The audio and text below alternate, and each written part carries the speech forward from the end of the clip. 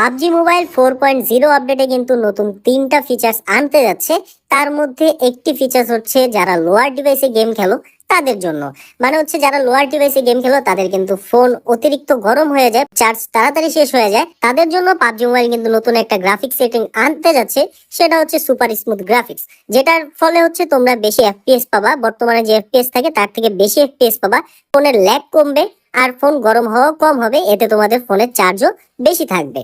2 number feature সেটা হচ্ছে আমাদের এস টায়ারের পরে একটা নতুন টায়ার দেওয়া হবে, সেটা হচ্ছে পাথ অফ গ্লোরি। অর্থাৎ এস টায়ারের পরে প্রতিটা 10 স্টারের জন্য একটা নতুন করে রিওয়ার্ড পাওয়া যাবে, সেটা পাবজি মোবাইল থেকে প্রোভাইড করা হবে। তৃতীয় যে ফিচার্সটা আসতে যাচ্ছে, ক্লাসিক মুড এবং আলটিমেট রয়্যালে টপ 100 জনকে নতুন একটি টাইটেল দেওয়া হবে এবং সেই টাইটেলটি হচ্ছে ফায়ার আর্মস কম্বাট পাওয়ার টাইটেল।